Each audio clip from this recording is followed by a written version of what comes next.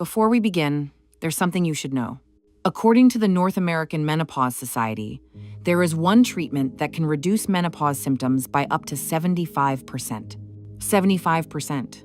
A treatment backed by decades of research, thousands of clinical cases, and an extraordinary amount of data. And yet, many women feel afraid to even consider it. How can something so effective be so misunderstood? How did hormone replacement therapy become one of the most confusing topics in women's health? Today, we step into that story, not as a mystery, not as a debate, but as a calm, clear journey through what HRT really is. In the next chapters, I'll guide you through what HRT is, what it helps with, and what it doesn't, the real risks based on modern science, the benefits women actually experience, and who should be careful with it. Let's begin. Imagine entering a familiar room, one you've walked into every day of your life. You know the temperature, the way the light moves across the walls, the sounds in the background. But suddenly, the room doesn't behave the way it used to. The air shifts unpredictably. The light feels too bright, then too dim. Your body reacts before you understand what's happening. This is menopause, a moment when the signals that once flowed effortlessly, estrogen, progesterone, and sometimes testosterone, begin to fade. Hormones are not extras. They're messages, instructions, calibration tools. They regulate temperature, sleep, mood, memory, metabolism, bone strength, and even how your heart responds to stress. When those signals drop, the system doesn't break, but it loses its rhythm. Hormone replacement therapy is one way to bring that rhythm back gently and in controlled doses. Not to recreate youth, not to reverse time, but to restore the signals your body once relied on. That is what HRT actually is. For many women, the early stages of menopause feel like stepping into a thick, quiet fog. Your mind doesn't move the way it used to. Your nights become broken and restless. And your body shifts in ways that feel unfamiliar, as if the rules suddenly changed without warning. Then, something subtle happens. A woman begins hormone therapy. There's no dramatic movie moment, no instant transformation, just a gentle shift, almost too soft to notice at first. She wakes up one morning and realizes she actually slept. Not lightly, not in fragments, but deeply. For the first time in a long time, her body feels rested. Over the next days, her thoughts begin to land more clearly. Her emotions feel less sharp, less reactive, as if someone turned the volume down. The sudden surges of heat lose their intensity. Her body stops storing fat in unpredictable ways, and she starts to feel more at home in her own skin. It's as if the lights in her house stop flickering. The thermostat calms down. The whole system finds a rhythm again. None of this is magic. It's simply what happens when the body receives the signals it was always designed to have. Hormone therapy helps guide the body back into balance, supporting temperature control, more peaceful sleep, more stable moods, clearer thinking, easier joints, greater comfort, and a body that doesn't fight so hard to store fat around the belly. Not instantly and not perfectly, but gradually, gently, and with a reliability many women never expected to feel again. But even with all its benefits, hormone therapy has its limits. It can't dissolve stress. It can't take the place of movement, nourishment, rest, or the way you care for yourself. It can't undo years of habits, and it certainly can't rewrite your genetics. What hormones can do is quiet the storm inside your body. They can steady the ground beneath your feet, but they can't rebuild the entire house for you. This matters because many women hope for a complete transformation. But HRT isn't about becoming someone new. It's about helping your system find balance again. Think of it as recalibration, a gentle reset that allows your body to work with you instead of against you. Your body still needs your choices, your routines, and your rhythms. Hormones simply give you a fair starting point again. To understand why so many women still fear hormone therapy, we need to return to a moment in history that changed everything. In 2002, the Women's Health Initiative released early results, suggesting that hormone therapy might raise the risk of breast cancer and heart disease. The reaction was instant. Headlines exploded across newspapers and television screens. Hormones cause cancer. HRT is dangerous. Stop taking it. Almost overnight, millions of women threw away their prescriptions. But what those headlines didn't reveal was that the study itself had serious issues. Most of the women in the trial were around 63 years old. Many were more than 10 years past menopause. And the hormones used were older, synthetic versions, not the modern, body-identical hormones used today. Years later, when researchers revisited the data, the picture changed dramatically. The risks had been misinterpreted. The conclusions had been simplified into fear. And the panic, in many cases, was unnecessary. Organizations like the Endocrine Society and the British Menopause Society reviewed the updated evidence. Their message was clear. Risk isn't one size fits all. It depends on the type of hormone, how it's delivered, and most importantly, the age at which therapy begins. This is the part the headlines never corrected. So what does the modern science actually show?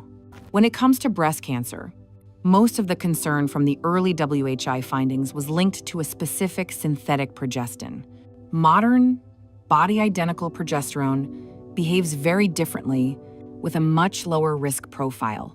And estrogen alone used for women without a uterus did not increase breast cancer risk at all. Blood clot risk tells a similar story.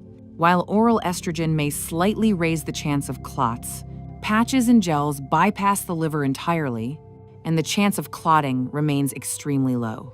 And when we look at heart disease and stroke, the story shifts again. Starting hormone therapy early, before age 60, or within 10 years of menopause, is associated with lower risk, according to both NAMS and updated WHI analyses.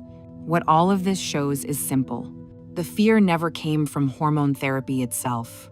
It came from the way the therapy was used, the age of the women receiving it, and the outdated forms of hormones they were given. Modern hormone therapy is not the hormone therapy of the early 2000s. When women begin modern hormone therapy, the change rarely announces itself with a dramatic moment. There's no sudden burst of fireworks, no overnight transformation. The shift comes quietly. A woman realizes she can focus again, almost without noticing when that clarity returned. She hears herself laugh, really laugh for the first time in months. She gets through the night without waking drenched in heat. Her heartbeat feels steadier. Her reactions feel more natural, more grounded, more like her. Her body stops behaving like an unpredictable machine and starts to feel like an ally again, a companion instead of a battlefield. In documentary interviews, women often describe it the same way. I feel like myself again. Not younger, not changed, just restored. And there's science behind that restoration. Estrogen helps maintain bone strength. It influences how the heart functions under pressure. It supports neurotransmitters that shape mood, focus, and emotional stability. It affects how the body stores fat and how easily that fat can shift. It plays a role in the health of the bladder, the vagina, the urethra, the skin, and even the way memory and concentration work. When these systems receive support, the improvements don't stay in just one place. They ripple outward. They show up in better sleep, clearer thinking, steadier emotions, stronger relationships, and a daily life that feels far more manageable. Women don't choose hormone therapy out of vanity. They choose it because it helps them reclaim their quality of life, the kind of life that feels balanced, capable, and fully inhabited. But hormone therapy isn't the right choice for every woman. There are situations where it must be approached with caution. Women who are living with active breast cancer, women who have unexplained vaginal bleeding, women with a history of serious blood clots, women with significant liver disease, or women whose medical history creates specific risks, they may need a different path. This doesn't make their symptoms any less real. It doesn't mean their experience matters any less. It simply means Their bodies require another strategy, another form of support. There are many non-hormonal options that can offer real relief. But in this documentary, we're focusing on hormone therapy itself, what it can do, what it can't, and how it fits into the larger picture of midlife health.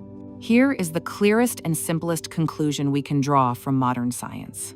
For most healthy women under 60, who begin hormone therapy within 10 years of entering menopause, and who use modern body-identical hormones through patches, gels, or sprays, HRT is considered safe.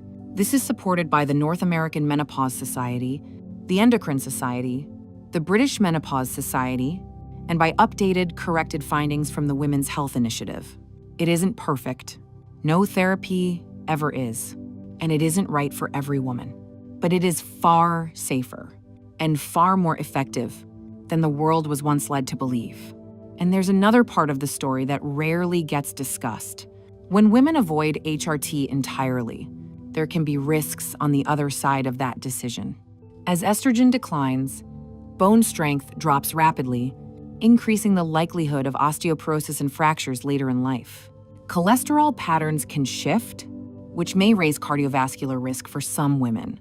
Sleep quality often worsens, and poor sleep affects everything: mood, metabolism, memory, and long-term health. And without estrogen's natural support, some women experience more rapid changes in body composition, including an increase in visceral belly fat, which is the type most associated with metabolic strain. None of this means every woman must take hormones. It simply means the picture is more complex than the fear-based headlines ever suggested.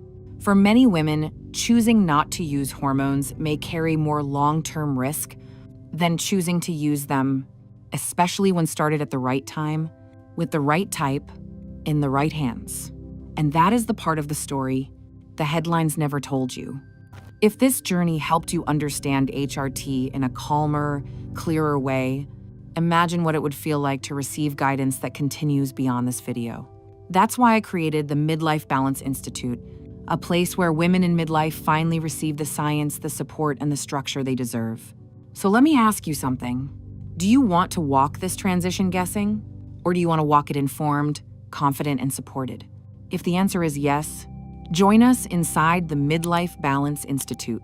Your clarity, your balance, and your confidence are not behind you.